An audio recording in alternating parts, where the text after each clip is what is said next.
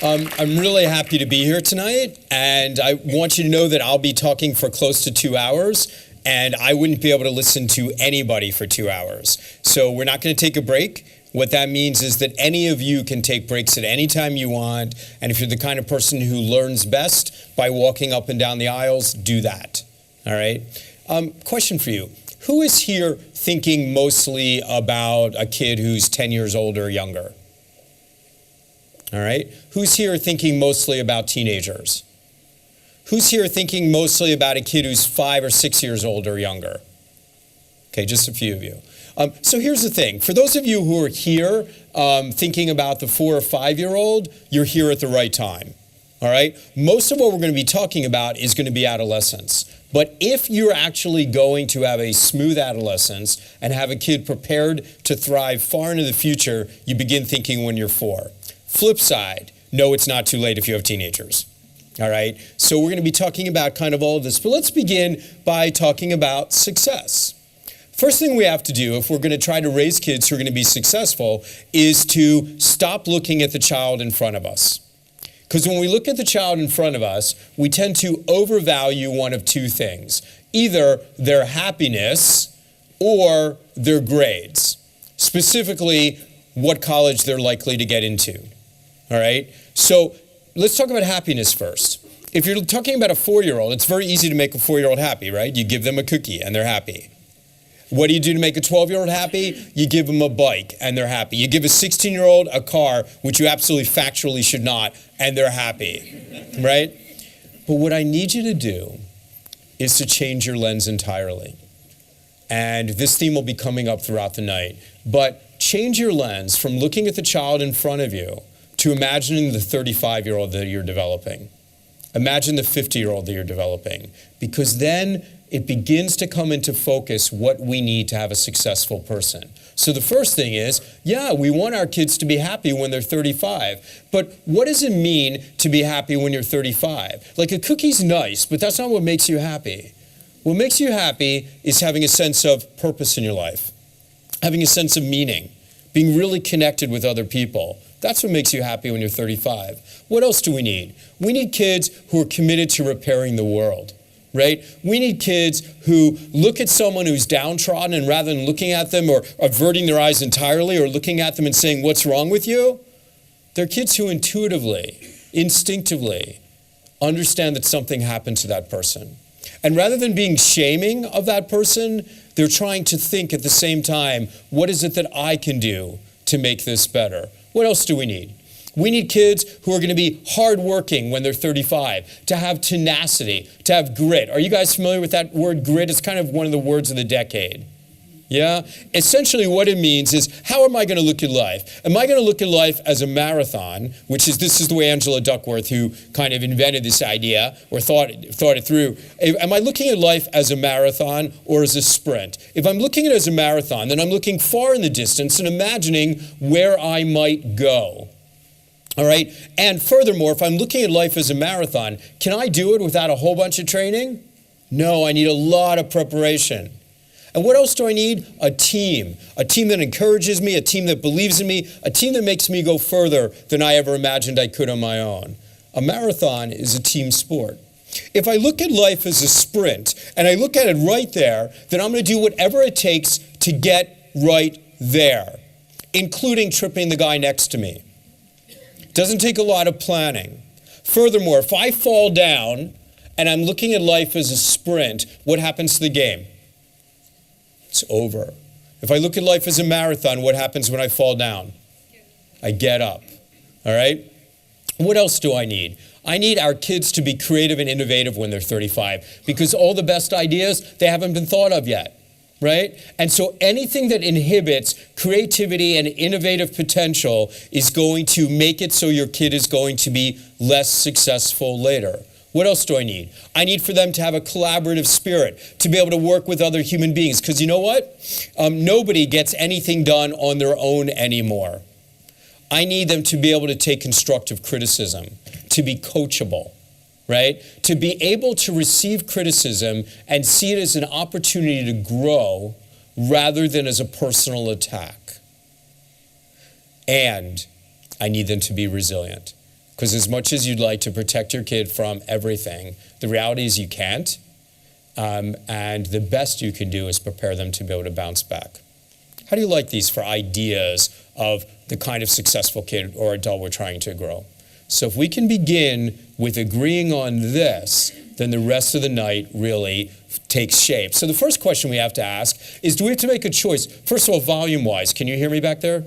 All right. So do we have to make a choice between play, success, and happiness? Because let me tell you something. I have two 20-year-olds now. All right, just turned 20. And if I had to choose between their happiness or their success, I need you to know that I would choose success. I really would, because happiness is fleeting. And what that means is I would do whatever it took to get success as narrowly defined. Maybe that would involve more pressure. Maybe that would be demanding them giving up current joys in order to focus on the future. But what I know is that that is not an accurate choice. That those kids who are overpressured actually undermine their long-term success in a very big way. So let's begin thinking about this. What does the right college get you? Because what we have right now is a generation of folks who are very scared that their kids aren't going to make it unless they get into a certain college, the right college. What does the right college get you now? Do you know? What? High tuition, that's definitely true. The right college gets you your first job, that's a fact. You are more likely to get a good first job from the right college. How long does this generation stay at the first job, do you know? It's between 18 months and 2 years. So different than us, right? What gets you your second job? Your performance in your first job, okay? Who you know gets you your first job. Your second job is by your performance. And does that boss ever call and say, how did she do in her SATs? Right? Those aren't the questions. What are the questions that are asked? Tell me, does she get along with other people? Tell me, is she creative? Does she learn on the job? Does she collaborate? Those are the questions. And if you understand that, then you understand that what we have to do to support our kids is for them to be authentically successful when they're 35 and to make sure that they're going to get that second job. And if our kids are overly pressured to get that first job, just based on the name of a college, then actually those kids, we know for a fact, are not doing very well at getting their second jobs. The kids at some of the most elite schools in the country right now have extremely high rates of anxiety and depression, and not a lot of initiative, and really get scared when they're going to think about getting a B+. This is not what you want for your kids, all right? So let's talk about resilience now. Resilience is about the ability to overcome adversity. It is a mindset. To understand resilience, you have to understand stress. To understand stress, you have to understand that we all come from the jungle, right? And what's the most dangerous thing that could happen to us in the jungle? Yeah, by what? A tiger? Yeah. So what happens is you have one set of hormones in your body, one set of hormones that says, run, escape, there's a tiger about to get you. And what are you supposed to do?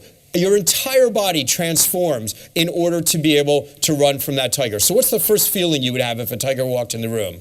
Feeling in your body. Fear is an emotion. Heart rate is second. That's pumping the blood. But the blood has to come from somewhere. What's the first feeling you have?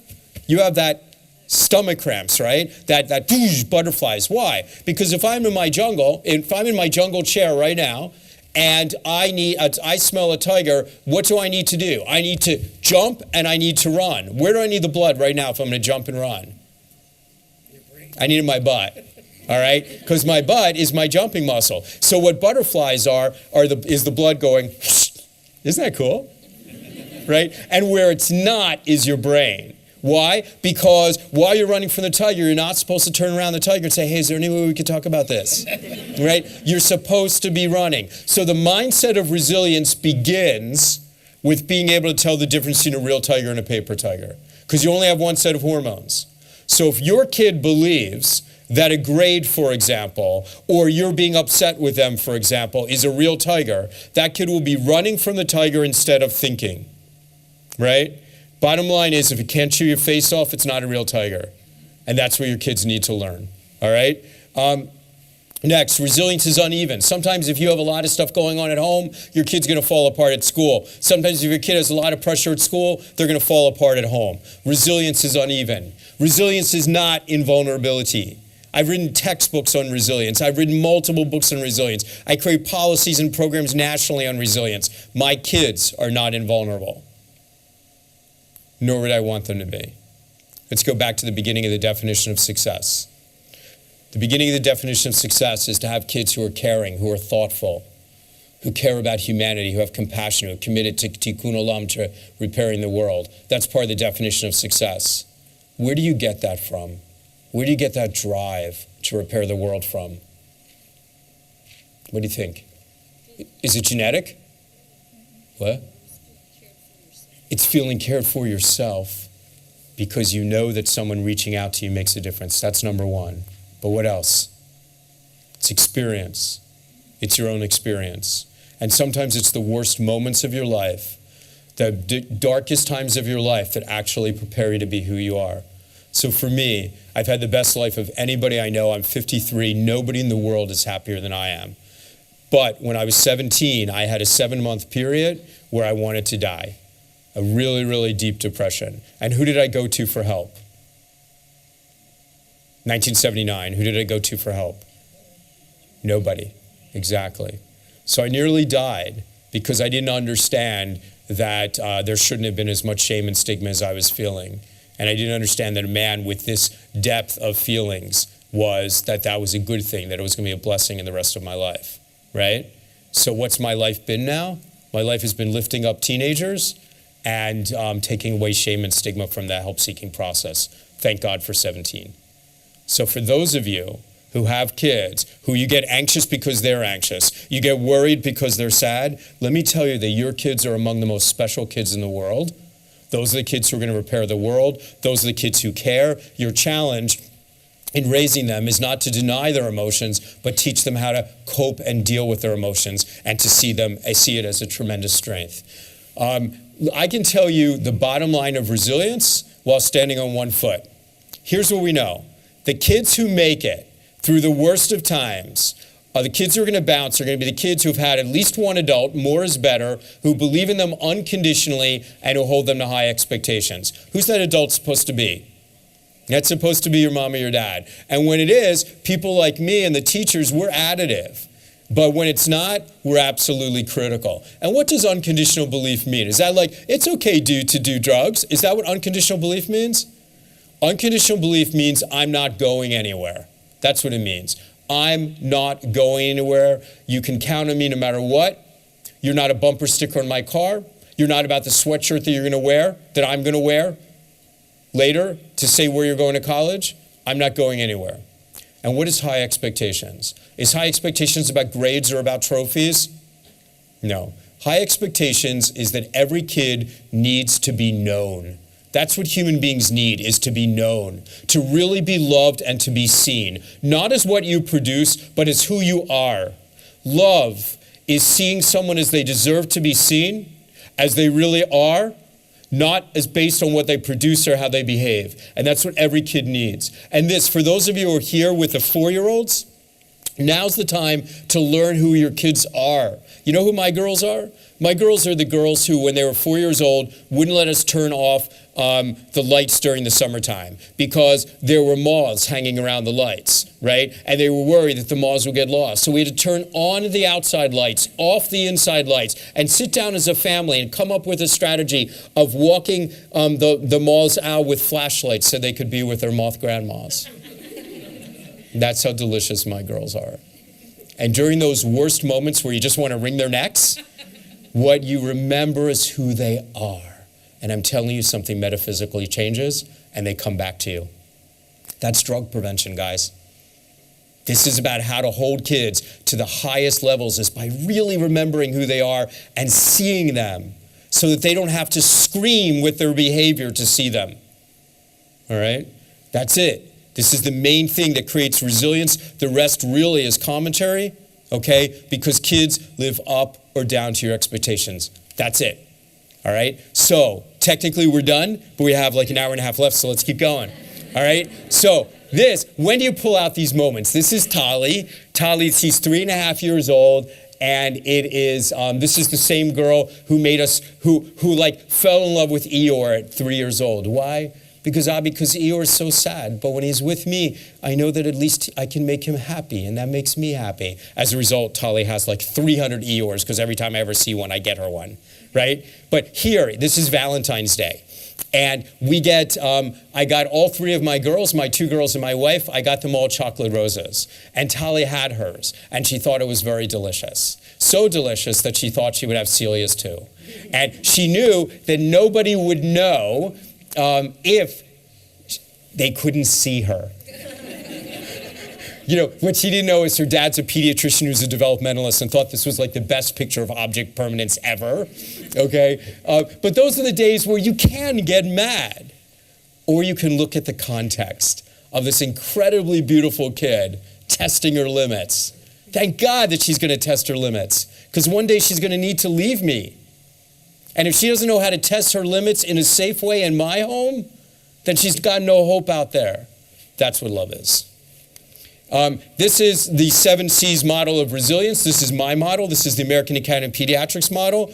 But I stole it from the people in the corner. So the first thing, or a lot of it I stole. So the first thing you need is confidence. We knew exactly how to make kids confident, guys. We had the whole self-esteem movement, right? We had it from the 80s up until just a couple years ago. And that's why we started out by having curricula in kindergarten where the kids would draw out butterflies, and the teachers were well trained to make everybody feel good about, look at your butterfly, look at your yellow, it's so good, and look at your dots, look at the big eyes on your butterfly, and look at your stripes. And then the butterflies would go up on the walls, and what was the lesson of the day? You're all as beautiful as butterflies. Lesson 2 was you would draw out snowflakes or cut out snowflakes, and every snowflake was different, and the snowflakes would go up on the walls. And what was the lesson of the day? You're all as unique as snowflakes. Coaches were taught never to hurt kids' feelings. Everybody should win. Everybody should have a trophy. Parents were taught to praise their kids' every move. Here's Tommy coming down from a sliding board. Look at you, Tommy. Look at you. You're doing it. You're so brave. You're sliding. You're doing it. Look at you. Never giving credit to gravity. Look at you, Tommy. And what happened to Tommy when he grew up? Incredibly self-centered, incredibly anxious, and the highest rates of depression that we've ever seen. Why? Do you ever have those moments where you don't feel as special as a butterfly? Do you have those moments? Right? And nobody told the kids that it was okay. We made our kids think that they had to feel as special as a butterfly, as unique as a snowflake, and that they controlled every single thing in their world. And they knew that they didn't, and it made them very anxious. It backfired badly. As a result, when we're now thinking about resilience, we're not talking about building confidence through vapid praise. We're talking about building confidence by helping kids understand what they're doing well, by really focusing on their competencies and their skills and giving them a sense of control that's earned, not that feels false, but that's really earned. Next is connection. Bottom line is that the kids who make it are the kids who are going to, who feel connected, multiple layers of connection, so that you have those confidence, those roots from which you can grow. Next is character, having an understanding of what is right and wrong, having that tenacity, having that grit. We should have no shame in teaching our kids morality. That's, in fact, your job. Next is contribution, the tikkun olam piece. You want every kid to feel like they are making a difference in the world. You want every kid to be out there in the community, raking someone else's leaves, helping carry up baggages. Why? Why? Because, for 2 reasons. The first thing is that the ultimate act of resilience, the person who makes it during the worst of times, is the person who can say, sister, I need a hand. That's the person who makes it, is the person who can reach. In order for that person to choose to reach, what that person needs is to know that there's no pity in the room in the act of reaching. And there's probably no more efficient way for your child to learn that there is no pity by reaching than to have the experience of service. Because when you give service, there's something you learn, and that is that it feels good. And when you learn that it feels good, it means that when you need to take, as all people do at one point or another in their lives, they can do so without shame or stigma. So service is actually immunization for troubled times. But it's more than that. All teenagers are held to low expectation, right? Teenagers are seen as thoughtless, as selfish, as empty.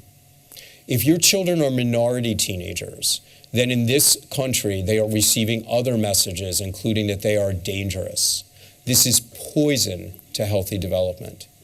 What all teenagers need is to be surrounded by thank yous rather than condemnation, because it immunizes people against low expectation. So what all teenagers need to be is out there contributing to society so that they will receive gratitude. And it is one of the best ways of assuring that that kid will rise to be their best self. Next, coping.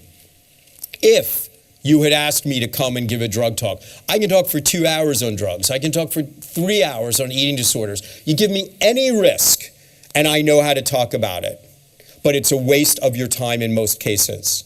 Because telling kids what not to do is not the solution. The solution is understanding why people do what they do and give them alternative, safer strategies.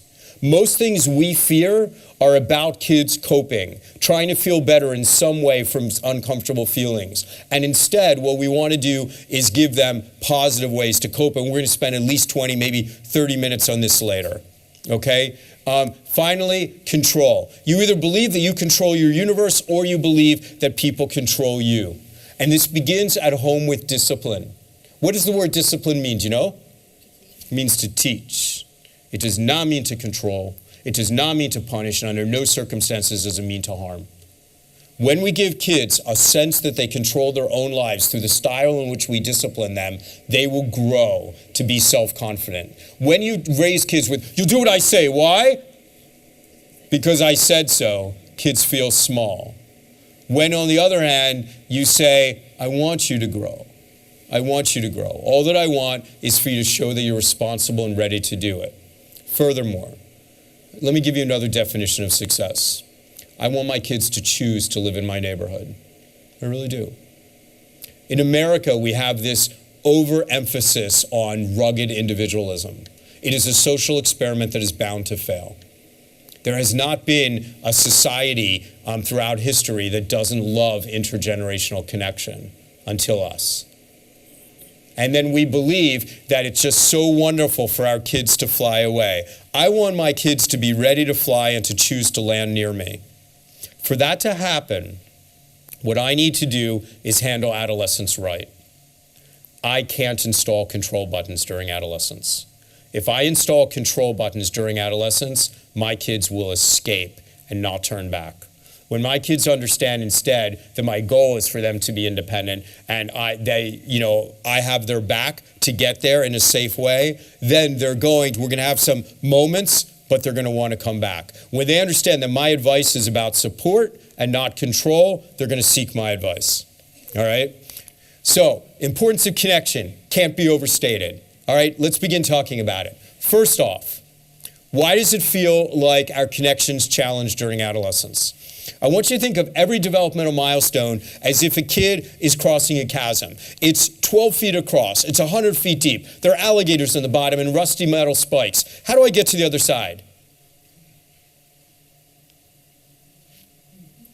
You could jump from where? Because if I jump from here, where do I land? I land in the middle. So how do I get to the other side? I jump, but I go backwards first. I take a flying leap and I cover my eyes because it's too scary to look down. That's what development is like. And you've known this the whole time. Think about when your child was 11 months old and she took her first steps, right? What's the very next thing that she did? She fell. And then you went to pick her up. And she wanted to say, gosh, Dad, thank you so much because these legs are kind of wobbly, so I appreciate your support. But what did she say and do instead? No. All right? And then she was 2 years old. And when she was 2 years old, she had those two-word sentences, right?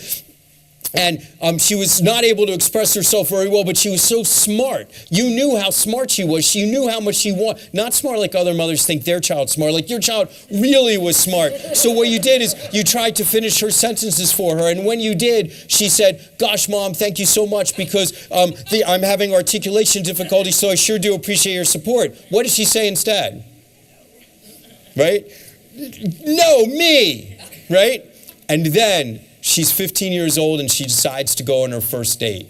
And you decide to have the talk with her, which incidentally, factually is too late, right? But you decide to have the talk with her. And what she wants to do is she wants to say, gosh, Dad, thank you so much because just last year I thought you were the sexiest man alive. And there's nobody I'd rather learn about healthy male sexuality from than you. But what does she say? Ew, that is so lame. Has anybody had a kid go to college yet? All right, that last summer is so special. It's when you have those like mother-son dates where you just talk about feelings and make sure that you taught him absolutely, like, does he know not to run with scissors? It's like your last chance. So you get it all in and you ask for the date and he says, are you kidding, Mom? I'm not going to see Sheila for 3 months. I need to spend every minute with her. And then right before he goes to college, he wants to say to you, Mom, Dad, thank you so much because you've prepared me in so many ways. You've literally changed me. You've taught me everything that you know. And do you think I'm ready for the academic pressures, the social pressures, the emotional pressures, even the sexual pressures? Can I call you or text you at least 7 times a day? But what does he say instead as he's walking out the door? Out of this prison! Why? Because if you're raising your kids in healthy homes, then those homes, you've got this like warm and wonderful nest that you have this child in, and it's layered with feathers, and it's so comfy, cozy. And then and then you bring your child, the two of you maybe, bring your child these big, fat, juicy worms, right? And the child couldn't be happier. And then somewhere in adolescence, right before adolescence, your pineal gland goes off, and it sends a message to the rest of your brain that says, I am going to need to leave this house one day. And as a result, that nest, that warm and cozy nest, suddenly looks very prickly. You're beginning to really notice all the thorns within that nest. And these big, beautiful birds that are bringing you those fat worms, you know that you still kind of like them, but at the same time, you're embarrassed by the way they breathe. And then towards the end of adolescence, so think middle school now, and then towards the end of adolescence by senior year, then what happens is you really know you need to fly from the nest, and suddenly that nest is no longer prickly. It is absolutely uninhabitable. The reason our kids don't like us during adolescence is because they love us so deeply and intensely that it hurts. And they cannot imagine leaving us. And the only way they can prepare themselves for the possibility of leaving us is to decide that they have no choice and to decide that really they're not as happy as they are. This is critical. For those of you who are here with young kids, for those of you who are here with 10-year-olds, let me give you the best piece of advice you're going to get. Do not stand in line at the supermarket and talk to a mother of a 14-year-old. Don't do it. Because what they're going to do is they're going to talk about how nasty their kid is and blah, blah, blah. And they're going to tell you all this and you're going to be like, oh my God, my little baby girl, I'm losing her. What she doesn't tell you is that after she had that fight, that she then they sat down and they watched TV and they cuddled all night, and they really didn't say anything. They just held each other on each other's arms, and it just felt so wonderful. Why? Because that's not a story. What happens in adolescence is people tell you their stories. They don't tell you that it's also this amazing time where your kid grows and challenges you and has a sense of humor like you never imagined they would have. Right? And insights that you're so excited that they get. You're really actually getting to know the person you're developing. It is the best phase of parenting, but nobody tells you because those aren't stories, right? So the best advice I can give you is don't listen to the mother of 14-year-olds unless you're going to follow up and say, tell me something wonderful too, because then they won't stop.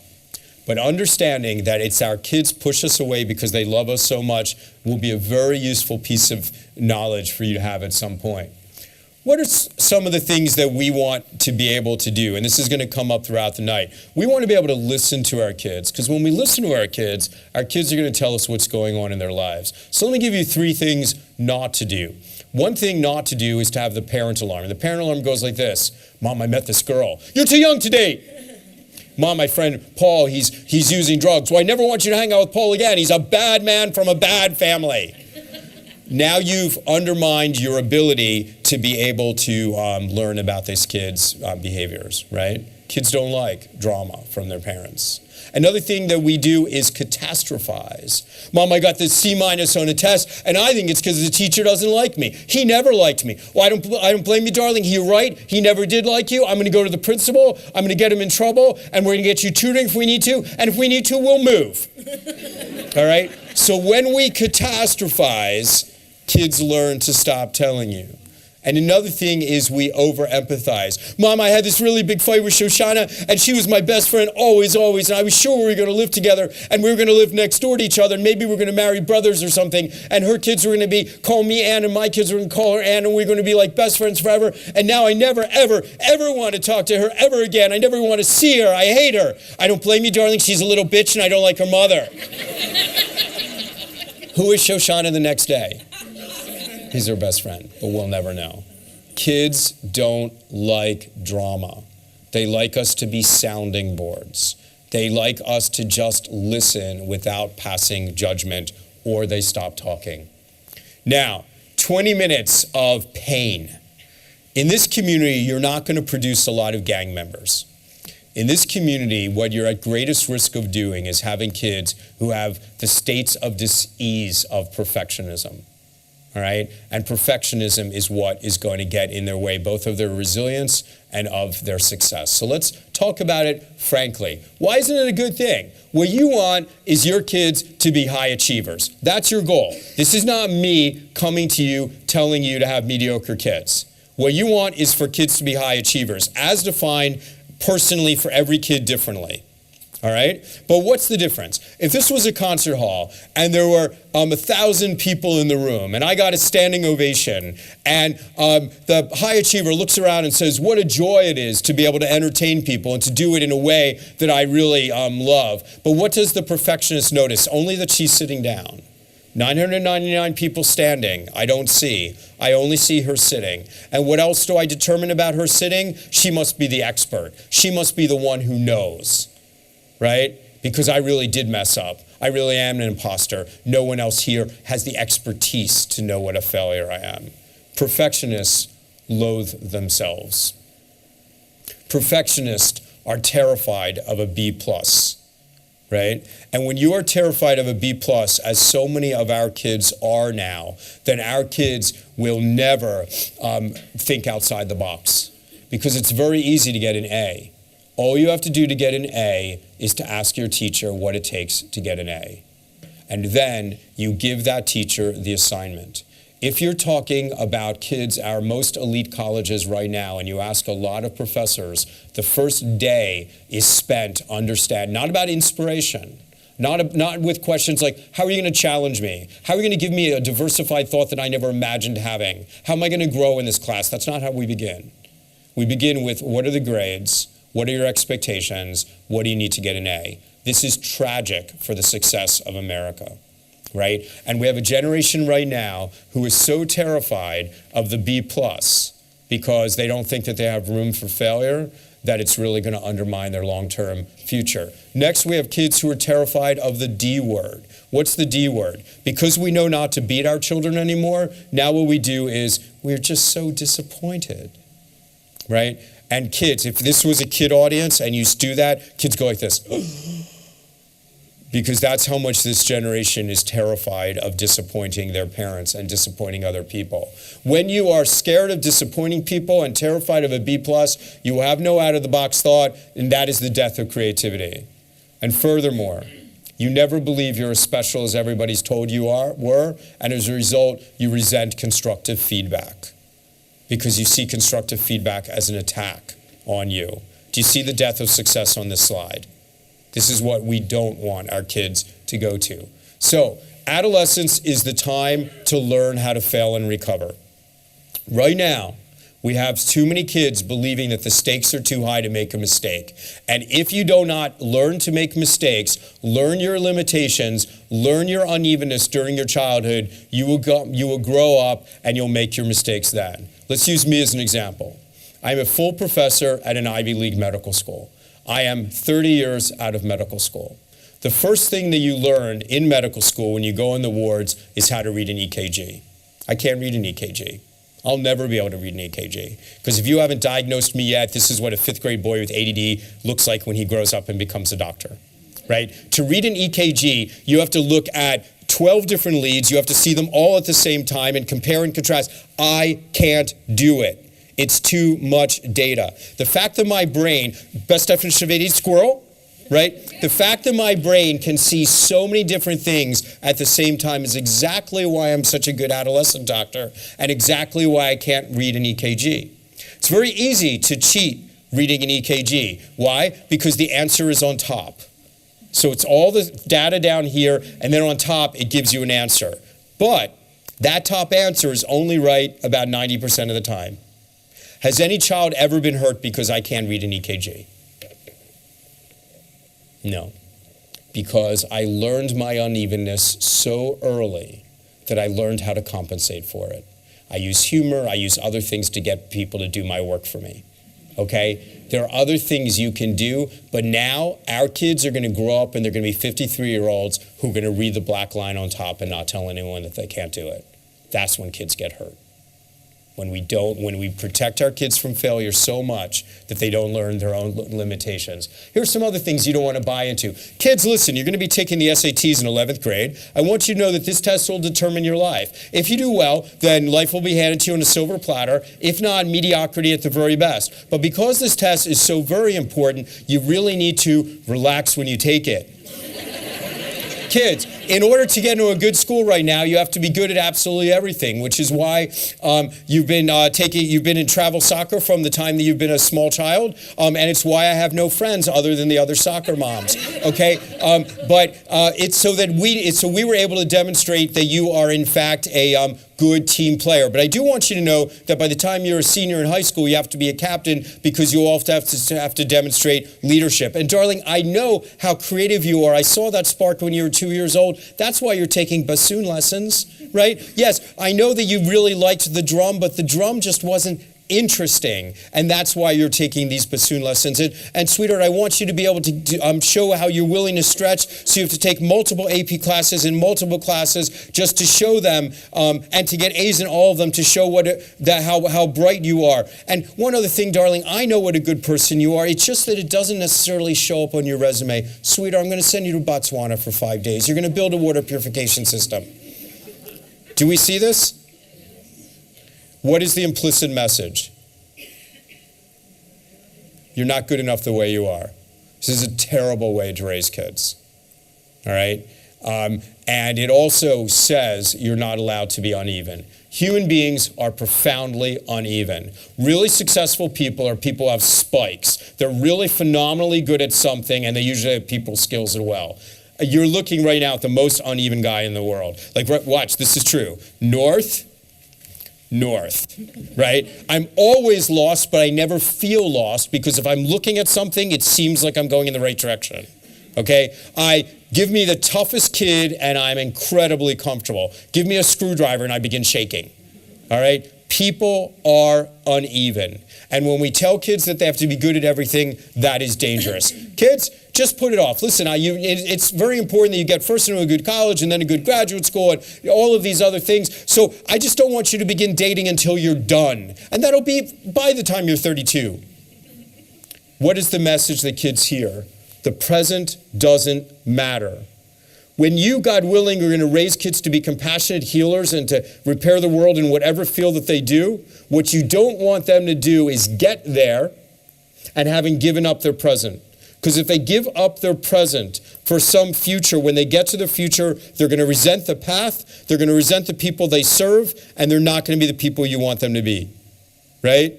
You live in the present fully while planning for the future. Other things that are going on is we live in a society. Who are our heroes in society? Like great sports players, the really good-looking guys who make $20 million a year for acting. Or do you remember when Michael Phelps got a bronze medal in the Olympics? Yeah, so the commentators come up to him and they're like, Michael, you must be very disappointed in your failure. Third best in the world. Other countries rename capital cities after bronze medalists. Okay, and then what did we do with Michael when he smoked marijuana? What did we do? We destroyed him. We have a society that says you only get attention when you're the best, and then you will get days worth of news when you mess up, so you better be careful. And then we wonder why our kids are anxious. Who should our heroes be? Our heroes should be our teachers primarily, because they're the people who are among the brightest people in society, who are sacrificing a lot of money and societal prestige because of how much they love kids. They're heroes. Anytime a woman stays home or a man to take care of his mother with Alzheimer's disease, that's a hero. All right? So we've got to praise or notice the acts of loving kindness that are around us rather than just these other things that make kids terrified of messing up. And the next thing is the desire to spare us. So if you come from a home where there's been a difficult divorce or perhaps a disease, or perhaps you come from intergenerational trauma, then what happens is your kids learn, or military families, any military families in this community? What happens is that the kids learn very quickly that there's a lot of stress in this family, and I have to be perfect because I can't create anymore. So they become good little girls and good little boys. So if this is the case in your family, then what you need to do is have the don't spare me conversation, which looks something like this. Darling, I love you so much. Your mom and I went through a very difficult divorce, and you know that. And it seems like right now the only thing we agree on is that we love you intensely. But you know what I noticed, sweetheart? You're taking care of me, and I appreciate it. I want to have a little girl who cares about her father, and I can't tell you how deeply I appreciate that. But let me tell you, my life is pretty complicated right now. And the one thing that matters most to me is that I can be your dad. And that's something I still have a lot of confidence in. But when you take care of me, then you're taking away my ability to be your dad. So I beg you not to spare me. I beg you to let me in your life so that I can be your father. That's the conversation we need to have in those circumstances, okay? So the bottom line is this. Kids who are known by their parents, not in terms of what they produce, but in terms of what they are, those are the kids who are going to be able to make it. Now let's talk about building a high achiever. We've talked about some of this. The first thing we want to do is we want to let young people make mistakes. So this is what to do to get your kid to be successful. The last thing is mine. It's about building spikes. It's about celebrating unevenness. What we normally tend to say to kids is something like, kids, just try your best. It sounds so sweet when we say that. But what kids in this generation hear when you say just try your best is, and if you do, I know you're going to get an A. And it makes them really anxious. Instead, I think we need to be talking to them in a paragraph. And the paragraph looks something like this. Darling, what I expect is for you to try your hardest. Because if you don't try your hardest and put in an effort in everything you do, you're never going to trust the results. But I want you to pay attention to those results because they are going to be very uneven. And this is how you're going to learn who you are and what you're going to do in the world. Sometimes things will come really, really easily to you. And if they come easily to you, but you're not that interested in it, but it just comes naturally, congratulations, take the grade. This is what we call a freebie. But you don't want this to be your career. Why do you not want this to be your career? Comes really easily, but you're not interested in it. You're going to get bored. You're not going to be challenged. But sometimes, darling, you have to work really hard at things. And you're really not perfect at it, but you're pretty good at it, and you want to get better and better. And as soon as you get something wrong, you just want to dig deeper to figure out how to fix it. And you just get better and better, and you think it's incredibly interesting. That's your career.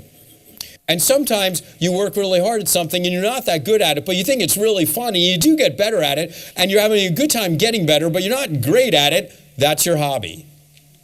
Suppose you work really hard at something, and you're not very good at it, and you really don't like it, and you don't think it's interesting, but you've done what you need to do to try to figure it out. You've gotten your tutoring, you've gotten your support and all that, but you're still not good at it, and you still don't like it, forget about it. Forget about it. It's the last category that's creating so much anxiety for our kids. All right? Now, the middle thing that's yellowed, praising effort rather than results, is probably the most well-researched thing that tells us where everything's gone wrong in the last generation in terms of creating kids who are highly anxious, who are always one step away from falling apart. Okay? It is about what happened in the self-esteem generation. It's about how we praised kids. Are you familiar with Carol Dweck's research? The book Mindset. All right, so some of you are. This is going to be really well summarized in my book, all right? And then if you want to go to the real source of the book, it's the book Mindset, which is like an uber bestseller. So she is a Stanford-based researcher, and let me tell you what she did. So a couple decades ago, she takes fifth graders. She randomly assigns them into two groups. And they all take an IQ test, the end of an IQ test, the fun part, the puzzles and the mazes. This group, she gives individual feedback to them. And this group, she says, you did really well. You know why? Because you're really smart. This group, she said, you did really well. Do you know why? Because you worked really hard. That is the entire intervention. You're so smart, you worked hard. All right? And then she says to the kids, hey, who would like to take some more puzzle tests? Who wants to do the puzzle test? The kids who were told they were smart or the kids who worked hard? The kids who worked hard. The kids who were told they were smart, they're like, no, thank you. I have my label. I like it. And they don't want to do anything. And then what she does is she gives them an 8th grade test instead. Okay, so they can't do it. What happens to these kids who are told they were smart? They fall apart with anxiety, particularly the girls, because they can't believe that they've lost their label. These kids just keep working at it, figuring they haven't put in the effort. Then the next thing she does is she gives them another test, a 5th grade test the next morning. And what happens to these? And the test should be identical, right? Because these are standardized tests, and as you all know, standardized tests are not biased by race, class, or gender. So the test should be the same. And so what happens to these kids' scores? With just one line of praise, you're so smart.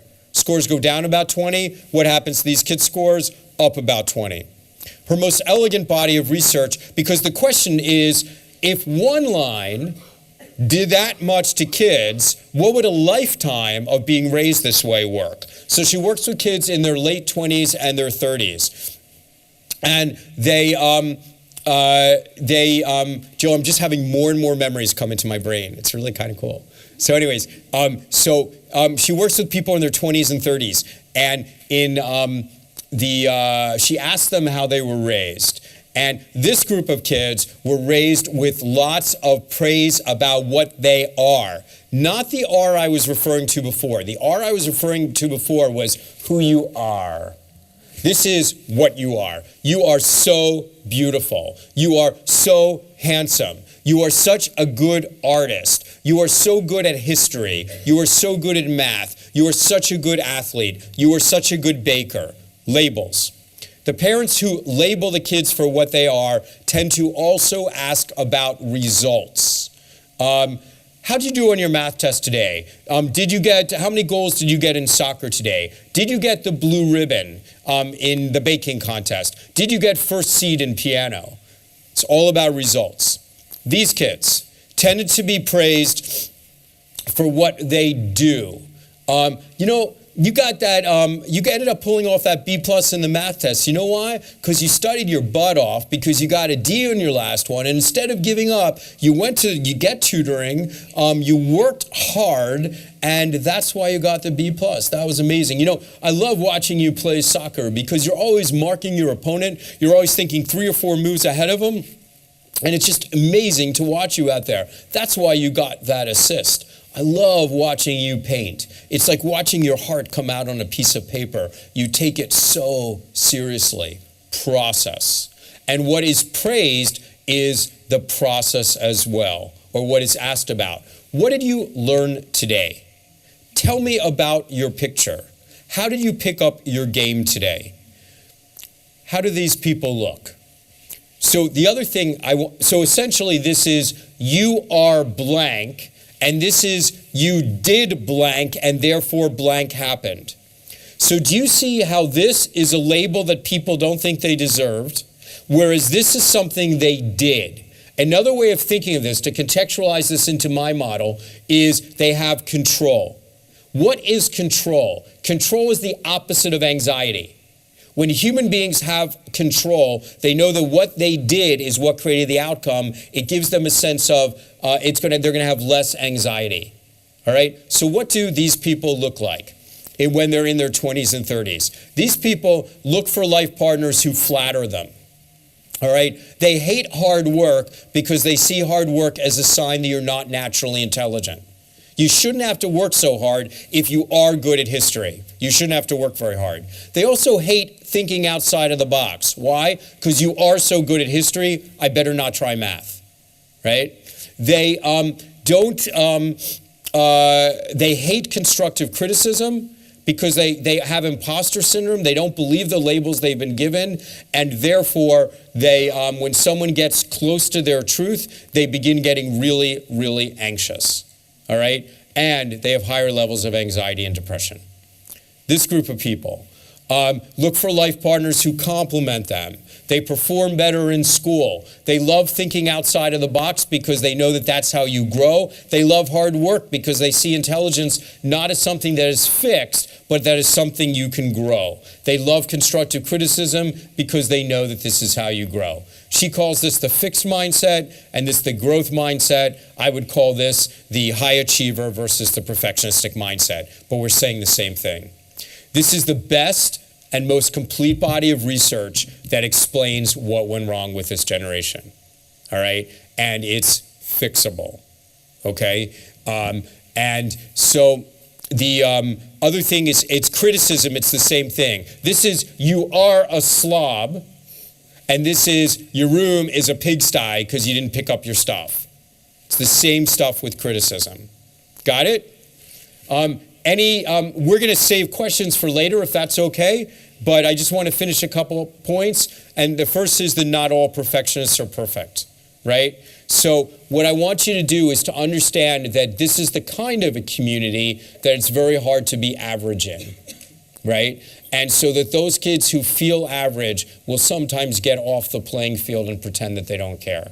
So I grew up in a house where my dad was an incredibly loving guy, and what I knew is that he was going to love me no matter what kind of a doctor I became. Very clear to me.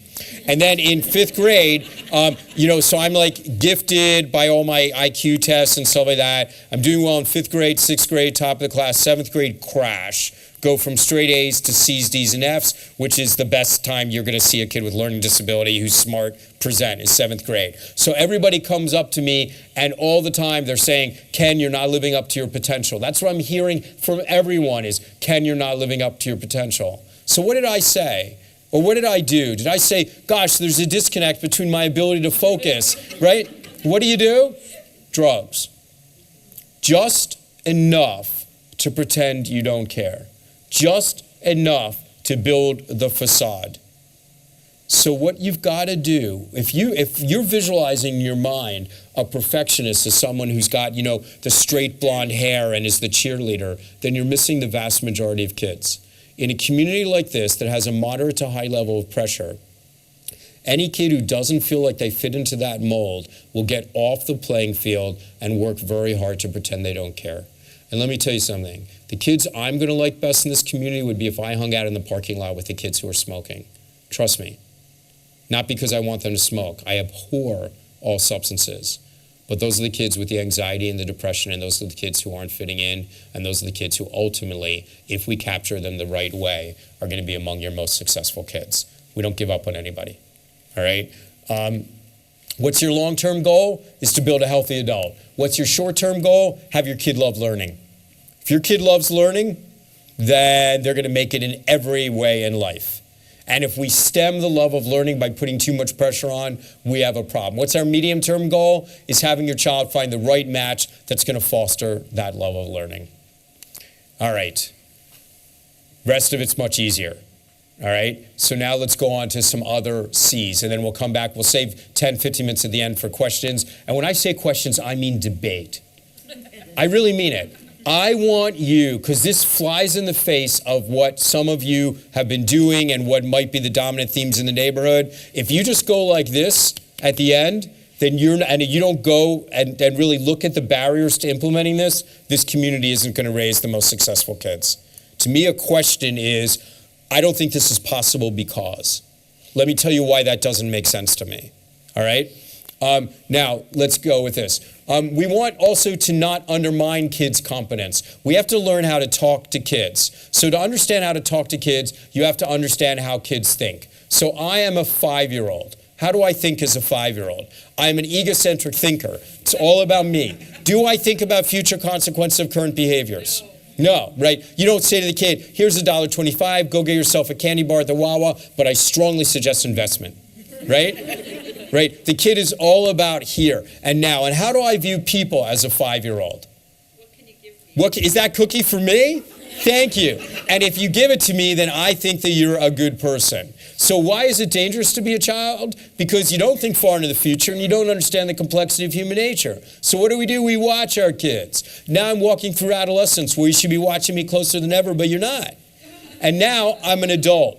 Same height, but how do I think now? All right? If that was concrete thought, meaning you see kids exactly as they appear, what is this now?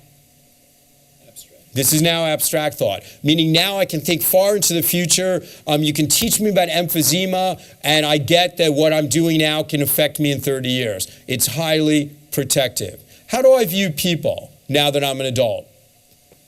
Are people good or bad? So suppose someone noticed how exquisitely handsome I am, right? I'm sorry. And they take me out to dinner, and they're incredibly nice to me and incredibly flattering, and they tell me to get the most expensive stuff on the menu. And then after dinner, we go for a walk, and they buy me a new sweater and new sneakers, and then they ask to touch little Ken. What do I say? Thank you. Right. I say no. A lot of times people don't get that answer, so good job. And what do I understand about that person's flattery and their kindness and their generosity? What do I understand about it? It's conditional. Do you understand how protective it is for me to be an adult who understands the complexity of human nature and understands that people can be jerks and put conditions on things that can put me in great danger, and that what I do now can affect my future? Do you understand how protective that is for me as an adult? All right? So, first thing you need to know is only about 85% of people reach abstract thought. It's related to intelligence. Next thing is that people in times of crisis always go concrete. And if you yell at your kid, they're going concrete, meaning that if you talk in an abstract way, they're not going to understand it. The next thing you need to know is that it is a developmental process to think like this. So a 5-year-old cannot think abstractly. Only once puberty begins can you begin to think abstractly, and then there's a series of things that happen to make it solid. So what's the first thing that happens is your brain changes, related to hormones and puberty. What else happens during adolescence that makes you understand that people are pretty complex beings? What happens? Stuff happens to you. Experiences. So I'm 14 years old and I'm a girl and a guy comes up to me and he says, like, I love you. Do I say I question the veracity of that statement? Right? What do I say? Love. Wow, I love you too. And then the guy says, I want to show you how much I love you. And where is he the next day? He's gone. And so she moves from here to here towards the safety of adulthood. And there is no better way to learn. Right? And if we were learning theorists instead of educators and doctors and nurses and mommies and daddies, then we would say, get out of the way and let this kid learn and make a lot of mistakes. But we are people who want our kids to know. So what do? We tell them. And how do we tell them? We give them a lecture. And I'm going to give you a lecture right now. Don't you know that what you're doing right now, which I'm going to call behavior A, could easily go to consequence B? If it leads to go to consequence B, it's more than likely to go into consequence C. I never imagined my little boy doing consequence C, but that's when I wonder what's between your ears now except for cobwebs. If consequence C happens, it's a slippery slope to consequence D. You never would have considered doing consequence D if you weren't hanging out with Bill, whose own mother doesn't love him and you're letting him influence you. If consequence D happens, you're going to go into consequence E, which is a slippery slope to consequence F, which is incredibly dangerous. And look at me, young lady, when I'm talking to you, because this is not for my own good. If consequence F happens, you're going to go into consequence G, which can go to consequence H, which can sometimes lead to consequence I. And do you know what happens if consequence I happens? You die. And what does the kid hear? Womp, womp, womp. Die. They understand the condescension of your message. They understand that you are angry at them, but they do not understand a word that you are saying. That is critical to understand because it's just like algebra. Listen again. A goes to B, which goes to C. There are several intervening variables that will make a difference to the ultimate outcome. The lecture, especially when delivered with yelling, sounds like algebra. Kids don't understand a word that you're saying, but they understand your anger, they understand your condescension, and they understand that you do not believe they're capable of thought. And they rebel. And they get angry because they don't understand why you don't get them. There's a better way. The better way is honoring the intelligence that kids do have. Even if your kid is 5 years old, they have the capability of figuring things out on their own when you change the mathematical cadence. When you are developmentally not ready or when you are anxious, you cannot solve an algebra problem. But you can be running from a tiger, you can be 6 years old, and you can say, Billy, what's 1 + 2? And he'll say 3. When you keep it concrete, you can help kids to learn. So you change your cadence to something like this. You're thinking about doing behavior A. I think I get that, but I have to tell you I'm worried about that because sometimes that can go to consequence B. I would really feel better, Billy, if you told me what you're planning on doing to make sure that consequence B doesn't happen. You listen, you listen, you listen. That's really good, and I feel a lot better. There's one other thing I'd love to add if you'd let me. One other thought I have. Wow, thank you. Now I really feel better that B isn't going to happen. And when he's at B, and only when he's at B, do I invite him to C. And when he's at C, and only when he's at C, do I invite him to D, using a simple mathematical cadence so that kids get it, got it, own it. Honoring the intelligence they do have. When a kid owns a solution because they arrived at it themselves, where you're a facilitator, not a dictator, then kids do not rebel. They feel large, they have control, they have competence. Let's keep going with control a little bit, all right? So how much control should we have over our kids? We actually know the answer to this. All right? An enormous amount of research has looked into parenting style. All right? When you're looking at parenting style, you're looking at two forces. You're looking at love and warmth and something else that's called responsiveness, which is really flexibility. I'm going to be flexible to what you need by really listening to you. And the other force is rules and monitoring. When you have these two forces, you end up having 4 parenting styles. The first parenting style is called authoritarian, and it is very high in rules and monitoring, very low in warmth. It goes like this. You'll do what I say. Why? While you're under my house, you'll follow my rules. How do these kids turn out? So first of all, many of us were raised in this way. This was the parenting of the 60s and 70s, all right? It felt bad. We got angry at our parents. Women were more likely to look for abusive or controlling husbands. And what happens? These kids are very, very nice. These are the most well-behaved kids. These are the yes ma'am, no ma'am kids. They're really nice until they stop behaving, and that's in mid-adolescence. And then they go off the deep end. These kids will delay problem behaviors for several months. So for example, if you raise your daughter to know that there will be no sexual activity among any of your children, then that kid, because those are house rules, that kid will have sex an average of 3 months later than other kids. But when she does, she will not talk about it. She will not use contraception. She's more likely to get STDs. She's more likely to get pregnant, and she's more likely to have an abortion. All factual when you're raised in this way. It felt so bad to be raised in this way that many, many people in our generation went permissive. All right? Permissive is very warm with no rules. We wanted to be our kids' friends. Darling, I love you so much, There's nobody I'd rather spend time with than you. You're like my buddy, and because you're like my buddy, I know you'll tell me what's going on in my life and in your life, and I'm going to give you, really good values, and I'm going to model them for you, but I trust you, because you have those values, and you go ahead, I trust you, you'll handle it. How do those kids turn out? They love their parents very much. They are highly neurotic because they're incredibly terrified of disappointing their parents. Do their parents know what's going on in their lives?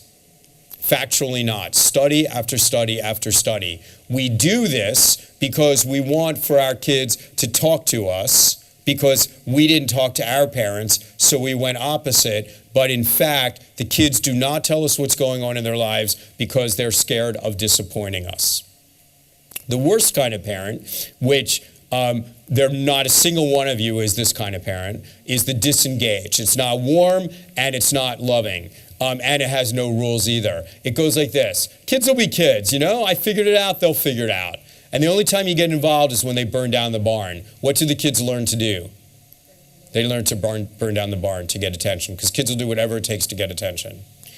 The correct kind of parenting across cultures is your authoritative or balanced parent. It says this: darling, I love you so much. I really enjoy spending time with you a lot, but I'm not your friend, I'm your daddy. That's way better because you only get one of me, right? I'm gonna give you roots so that you have a clear sense of security. I'm gonna give you wings so that you can fly, and let it so you can fall down on your face sometimes. But for the things that really matter, and those are the things that involve safety or morality, you'll do what I say. How do those kids turn out? Better grades, decreased anxiety, decreased depression, later less drug use, less bullied, less involvement in violence, fewer drugs. My own research is half as likely to be in a car crash. Okay, soon to be published research, also less likely to witness violence. All right, so we know across the board that this balanced parenting should look good. So this is what we call lighthouse parenting. This is the American Academy of Pediatrics model. This is my model, and it says, kids, you should, parents, you should be like a lighthouse for your children, a stable force on the shoreline from which they can measure themselves against. Right? You should look down at the rocks and make sure that they don't hit themselves against or crash against the rocks. You should look into the waves and trust in their ability to learn to ride them and prepare them to do so. Do you like it?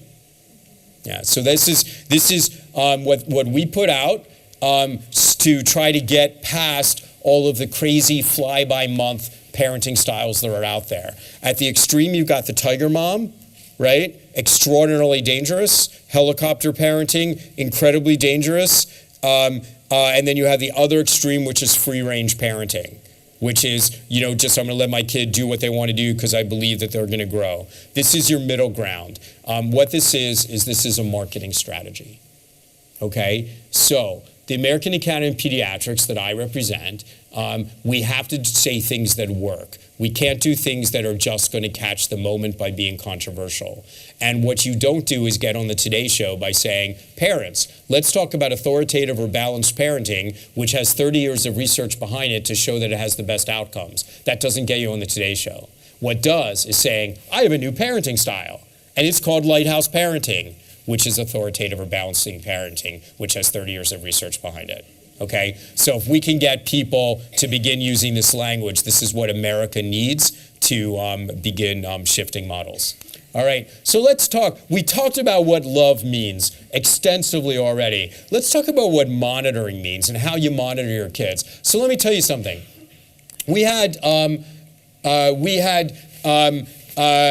7 years ago, 8 years ago, we knew exactly how to tell you how to monitor your kid. It was, parents, you're the anti-drug, right? You want to know where your kid's going, who they're going to be with, and when they're going to be home. The who, what, when, or whys of parenting. Have you noticed you haven't seen this in about 5, 6, 7 years? Can you guess why you haven't seen this anymore? It didn't work. What'd you say? Cell phones. So that's actually an interesting thing that I think may be part of it, but it didn't work for other reasons. Why do you think it didn't work? Asking kids where you're going to be, who you're going to be with. Because they can lie. So it's not what you ask, it's what you know, because you can also lie by cell phones, right? It's what you know. So do we know how to make it so that you know what's going on in your kid's life? We know a lot, and I've been teaching it all evening. Let's begin putting it together. Parents who listen without creating drama know the most in their kids' lives. Next, the parents who are the authoritative lighthouse parent. The lighthouse parent knows the most about what's going on in their kids' lives. But let's keep going. Let's bring in another researcher, Judith Smetana. She is at the University of Rochester, and she works with hundreds of kids to learn from kids directly what they consider legitimate territory for parents to talk about. Kids divide things into three categories. Things are either about safety, in which case all kids think all parents should be teaching them about safety. Or they say, or it's about rules of society, in which case almost all kids think that parents should be teaching rules of society. Or it's personal business, and all kids think none of your business. All right? So what is the secret for you? The secret is to say, if something is personal business, it's a waste of my time to go there. So if your daughter wants to dye her hair purple, that's personal business, you're wasting your time. Right? If her clothes that she wants to wear to school are not your taste, but they're still within the realm of morality, don't go there. But when you can put something that you really care about into a rule of society or safety, change the bucket. So now your daughter wants to get one of those ear gauges, one of those earrings that make like the big, and then so when she's 40, she's going to have a big hole. If you say to her, ooh, then you have placed it perfectly into personal business. And the only response you're going to get is, well, it's not your face, is it, mommy? That's what you're going to get. But if instead you say, darling, I love you so much, and I love having a creative daughter, I really do. My only concern is that you're choosing to be creative in a way that's kind of permanent. And in a way that people are going to judge you. It's not fair. They don't know you like I do, and I'm not saying it's fair. I'm just saying it is reality. And that fact is that if you have this hole in your earring that is in style now, it's not going to be in style when you're 70 years old, and people will still be judging you. I wonder if you could come up with some other way of being creative without it being permanent, right? You put it into rule of society. Next, fighting. Fighting is good, right? Because fighting means you know what's going on with your kid's life. So I hate gross gender statements because they're always wrong and I always look like a girl. But here is boy rebellion, right? Boy rebellion is this. What? So as a pediatrician, any pediatricians in the audience?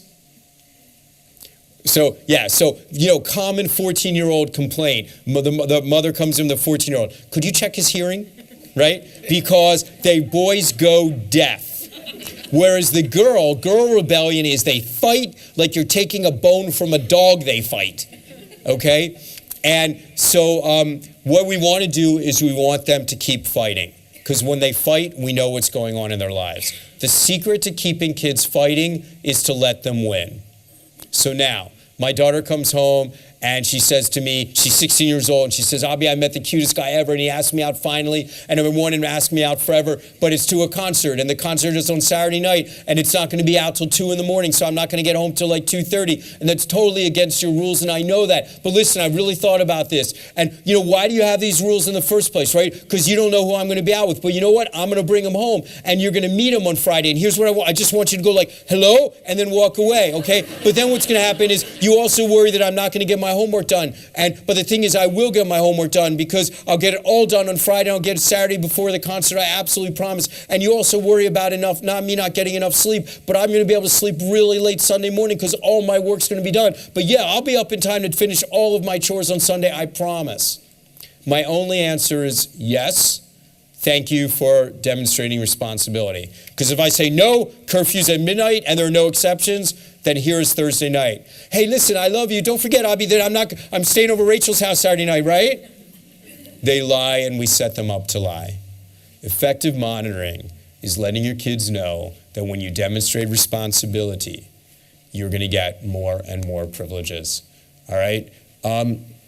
So remember, our goal in the long run is to build interdependence, right? That's where we want to go. And if we're going to have them build interdependence, then what we want to do is we want to look at if I told you to child-proof your house, what would you do? When your kid was 2 years old, what did you do to child-proof your house? You locked cabinets, you did all that, but how did you discover what to do? You got down on your knees. You got down on your knees and you looked at like what the world looks like from his vantage point. I mean, I see electric sockets all the time and I never think of sticking my tongue in them, right?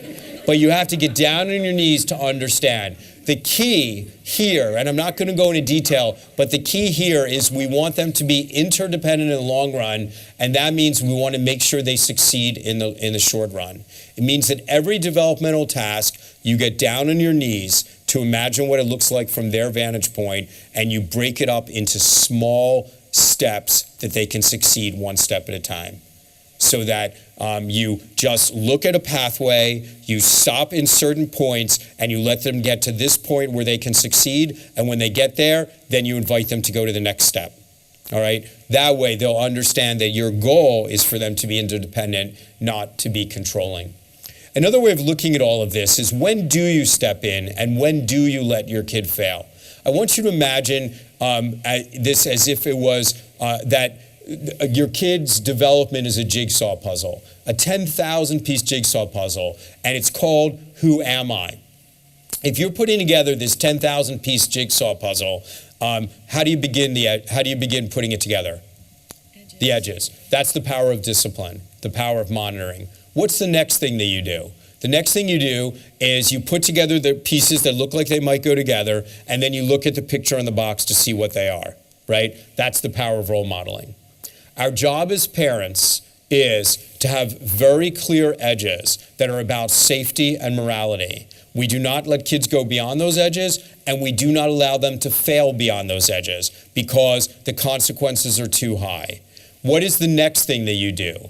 Then you begin putting together the pieces in the middle. And there's all these jagged pieces, and sometimes they fit, and sometimes you have to stamp on them to try to get them to fit, and you have to start all over. Lots of failure in the middle. That's where you get out of the way. You let your kid do all your failing in the middle after you've put clear boundaries on what is safe and what is not. That's the key to parenting and to achieving this balance. All right. I wanted to save at least 15, 20 minutes for stress and coping, and then we'll take 10 minutes of questions. Again, if you invited me here to talk about drugs, I've actually been giving your drug talk all day. The first thing you do is you have to understand why it is kids do what they do. Kids do what they do because when I'm working with a kid with drugs, the most important question is not what you're doing, it's what. Why are you doing it? So the first thing you do is you remove the stressor as much as possible. That's why for this community, I focus so much on perfectionism and academic stress. You remove the stressor as much as possible. The next thing you do is you make sure that that kid has other ways to deal with inevitable stress.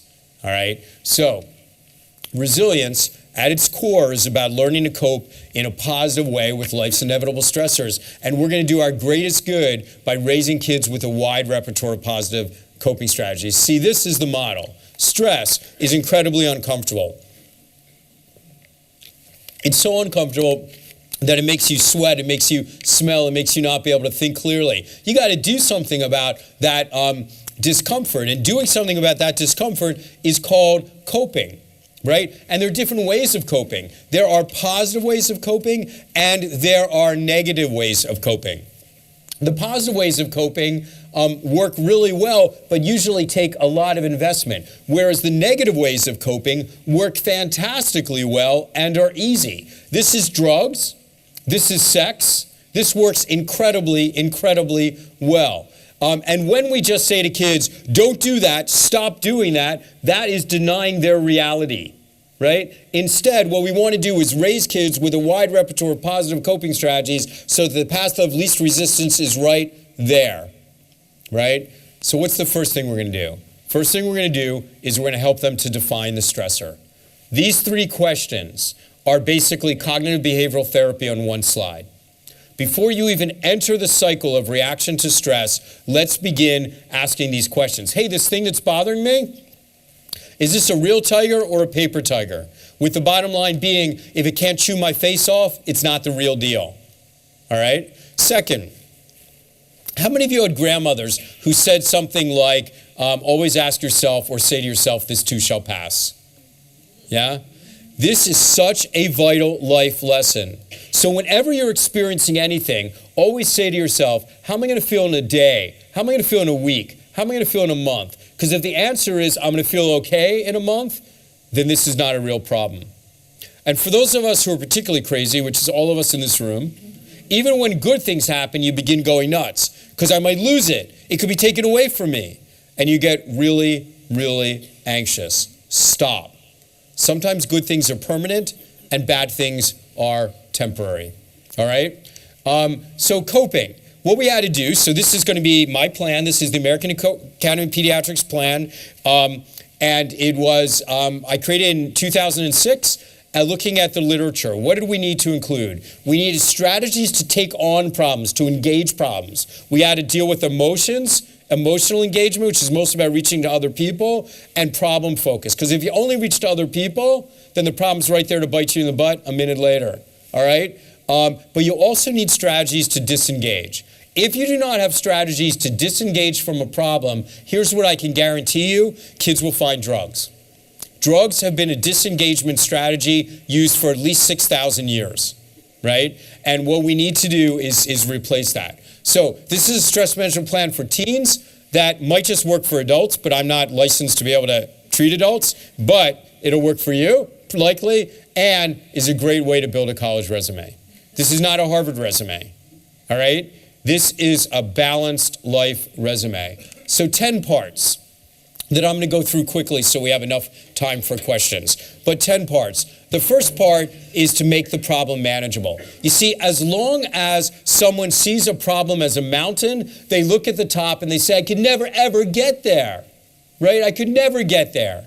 And they fall at the base saying they're powerless. But when you teach people to stop looking up and being overwhelmed, and instead to just look a little bit up, to understand that every mountain is just a series of hills. Just stand up on that first hill, break it down. Stand up on that first hill, and when you're on that first hill, then you look up.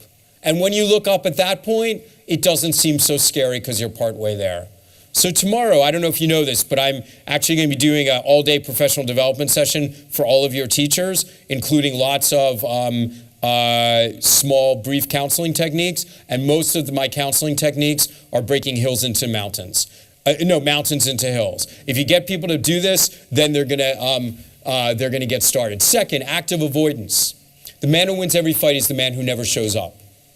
If I'm putting a kid into the community who's used drugs, I have to think about what it is to eliminate the stressors in his life. What are your people? What are your places? What are your things that trigger your stress? Because once I understand that, I can help you avoid them. Okay? So if there's a bully in your neighborhood, at school, then you have got to take it on. If there's a bully in your neighborhood, walk around the block.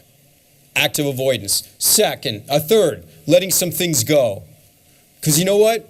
The person who wins, if you ask people who have been through the worst of times, how they survived, it's always about conserving energy. It's a combination of connection with other human beings and about conserving energy.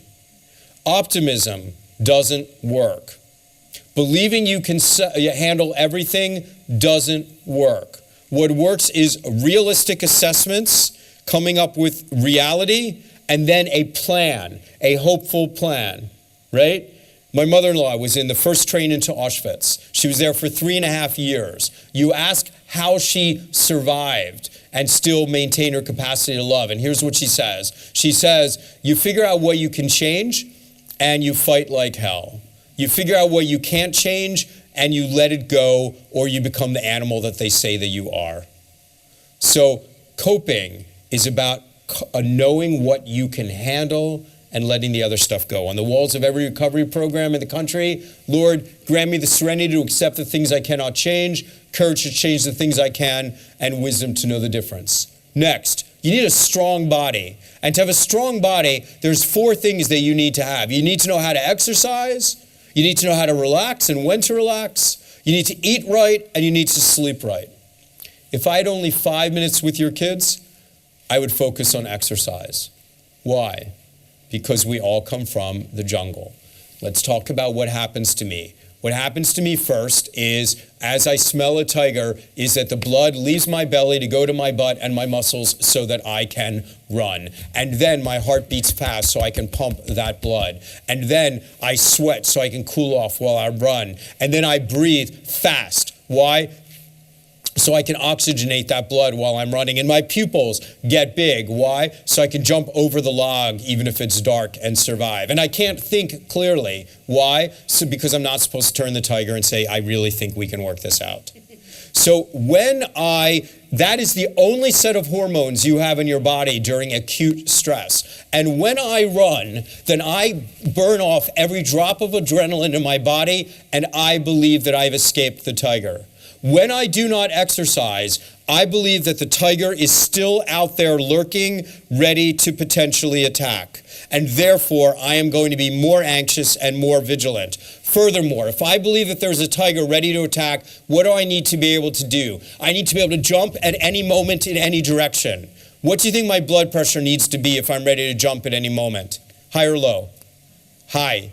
So then another hormone in my body becomes dominant, which is the hormone cortisol. Cortisol is the hormone of chronic stress and anxiety, and it eats you up alive. Doing what your body needs to do to maintain high blood pressure at all times is what leads to so many of our diseases. And as I'm going to be teaching your teachers tomorrow, it actually is unbelievably cool. What I'm going to teach the teachers, I'm going to spend an hour on childhood trauma tomorrow, is that we actually understand that children who have been traumatized have had cortisol in their brain below the age of 5 for a very large time, changes actually your life course, unless you had an adult who was alongside you loving you. And then you end up looking like everybody else because you borrow their cortisol. Amazing stuff. Amazing what we know now. So I want kids to be exercising and to know how to use it in order to have healthy bodies. But you know what, kids? Sometimes you can't exercise. Sometimes you can't, if that tiger feels like the biology test, you can't say, gotta run. So sometimes you have to be able to relax. But how do you do that? So let me tell you. The science lesson continues. There are two nervous systems in your body. There is the voluntary system, which says walk, talk, turn. There is the involuntary system, which says beat, breathe, digest. Within the involuntary system, there are two parallel systems. What do you remember about parallel, kids? What does it mean? It means they don't touch. One system is the I'm chillin' system, and the other is there's a tiger chasing my ass system. And what we know is that if we can just turn on the I'm chillin' system, because the systems are parallel, the tiger chasing my butt system automatically turns off. So all we have to do is find the switch. If we can find the switch, then we will turn on our relaxed system, and the rest of it will take care of itself. So what is that? Let's go back to the jungle chair and look for the switch. I have to find something that I can control. Can I choose to shrink my pupils? Can't be the switch. Get the blood from my butt back to my belly. Can't be the switch. Get the sweat back into my pits. Can't be the switch. What can I choose to do? Breathe. It's the power of breath. So we know scientifically that probably nothing is going to be more helpful to help people acutely deal with anxiety or depression than mindfulness.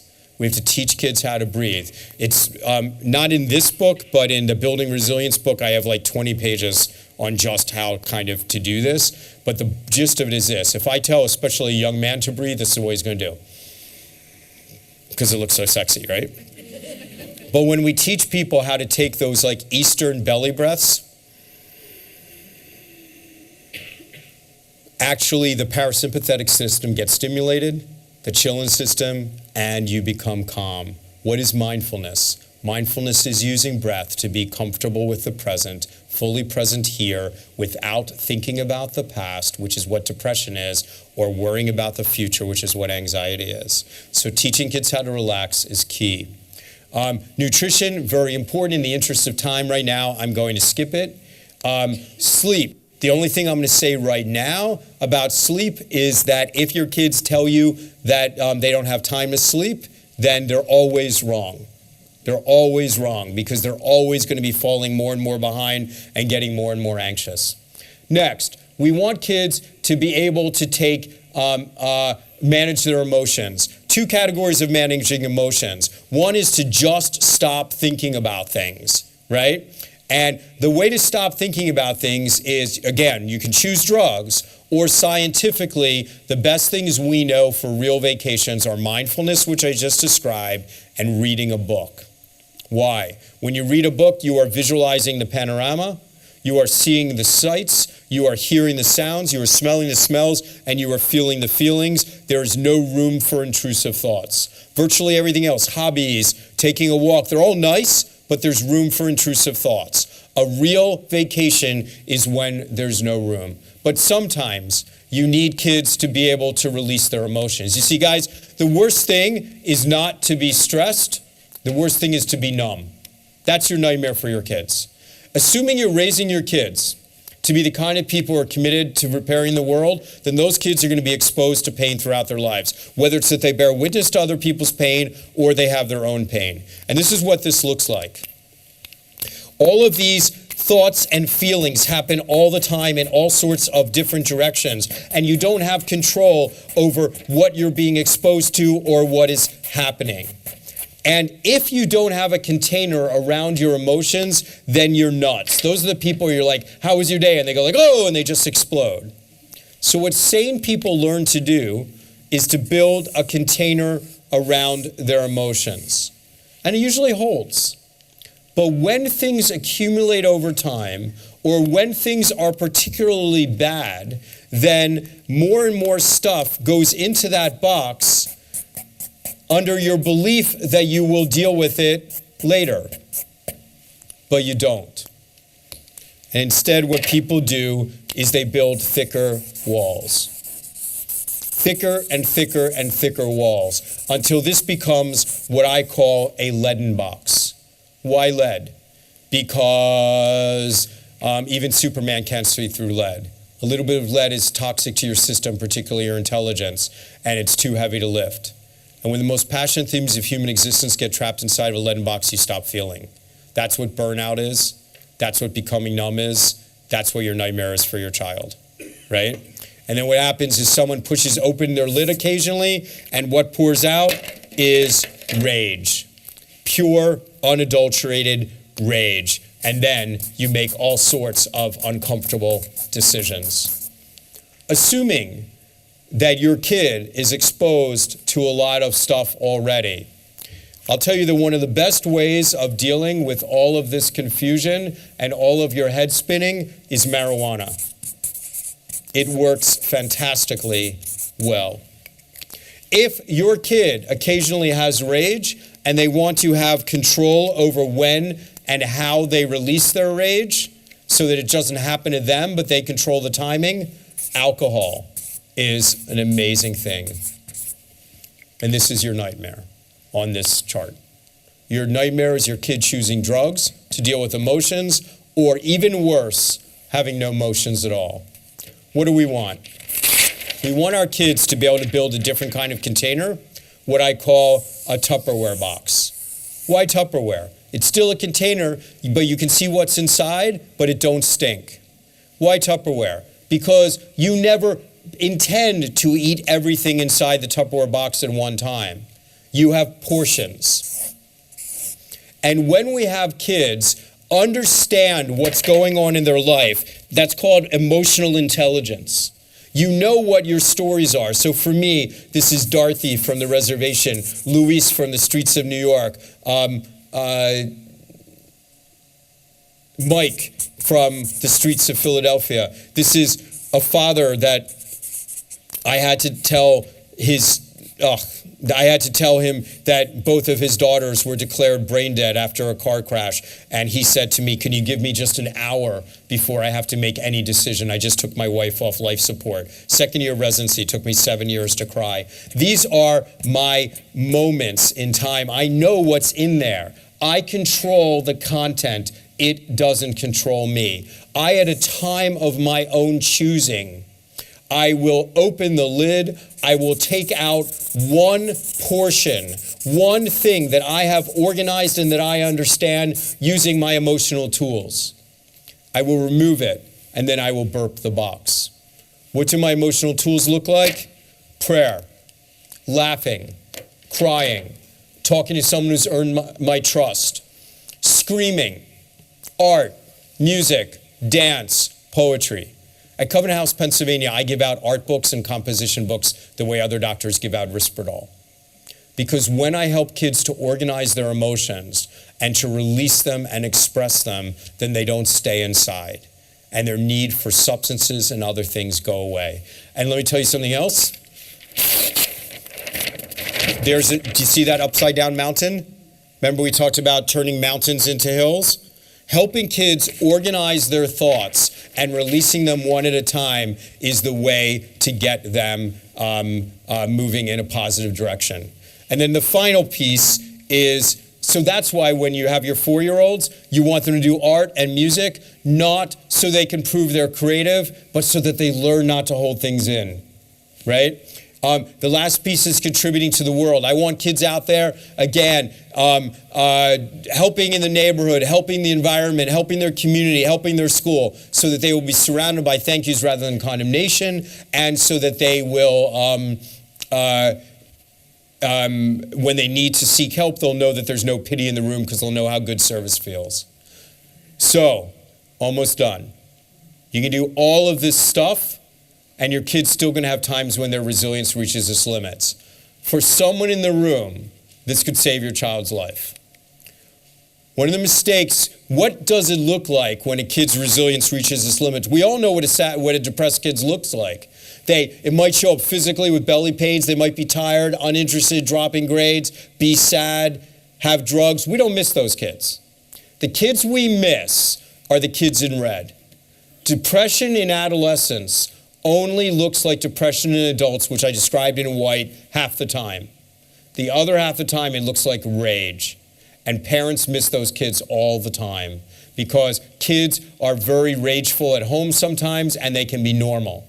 But if your kid is rageful at home, you got to check in with the child development professionals who your kid spends 8 hours a day with, called teachers, and see what it's like in school. Your own tolerance is going to reach limits at its times. What are you going to do? You got to fall back in love with your kid. All right? What is that about? Seeing them who they really are, not as the behaviors they display. Change your view of high-yield conversations.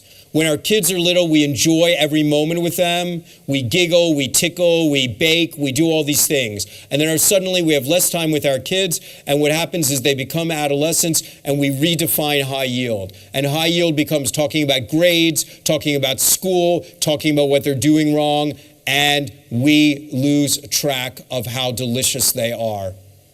And then they learn that the only way they can get attention by us is by either misbehaving or doing poorly in school, because those are our high yield ticket items. You fall back in love by having the high yield, meaning being with your kid. Greatest gift you can give your child. We have a very disaffected group of parents right now. And I'm one of them, so I'm not condemning you, but none of us are really happy. Because we used to have very clear roles. Men worked, women stayed home. We all knew what we were supposed to do. I am not in any way, shape, or form suggesting that I want to go back to these roles. I am merely pointing out that we are confused. My father worked all the time. I didn't see him very much, but that's the way men were. I work all the time, but I want to be every bit as loving as my mother was. The women who work feel awful because they're not home. The women who stay home feel awful because they're not modeling a productive work life to their daughters. We all feel awful.